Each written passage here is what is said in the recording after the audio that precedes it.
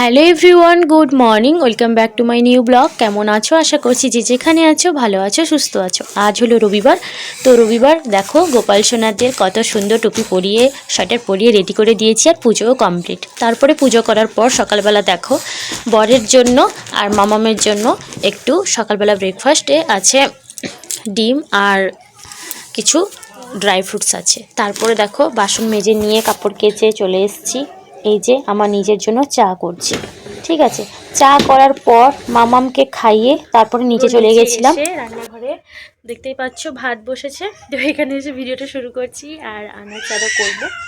তো চলো তোমরা কন্টিনিউ ভিডিওটা দেখতে থাকো। তো শুক্তোর আনাজগুলো ভালো করে ধুয়ে কেটে নিয়েছি, দেখতেই পাচ্ছ। তারপরে আমি মামামের খাবার বসাতে যাবো। ছাদে চলে এসেছি, নিচে গ্যাস নেই। তো এই যে মামামের জন্য আর আমার কটো বাবার জন্য সবজি কেটে নিয়েছি। এটা একটু ভাজবো, ভেজে চিকেন স্যুপ মতন তরকারিটা করে দেবো। তো চলো তোমরা ভিডিওটা দেখতে থাকো।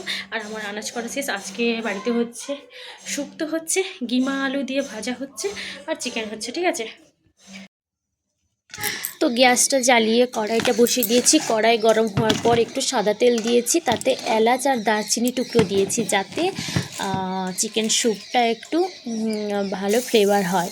তো তারপরে দেখো কেটে রাখা পেঁয়াজ কুচি, তারপরে টমেটো কুচি দিয়ে দিলাম। ভালো করে নাড়াচাড়া করব। একটু লাল হয়ে এলে আমি সবজিগুলো দিয়ে দিব। ঠিক আছে, দেখো এই যে হালকা হালকা ব্রাউন কালারের হয়ে গেছে। এখানে আমি সবজির মধ্যে আলু, কিছু বটবটি আর কিছু গাজর দিয়েছি। ঠিক আছে, তো তারপরে এটাকে ভালো করে নাড়াচাড়া করে নেব। করে আমি এখানে মাংসর টুকরোগুলো দিয়ে দিব।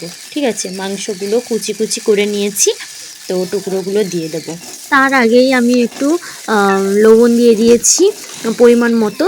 তারপরে ভালো করে নাড়াচাড়া করে নিচ্ছি। এবার দেখো চিকেনের টুকরোগুলো দিয়ে দিলাম। তারপরে আমি ভালো করে রান্না করে নেব। রাত্রে হবে রুটি আর তরকারি আছে। তো চলো ব্লগটা বেশি বড় করিনি,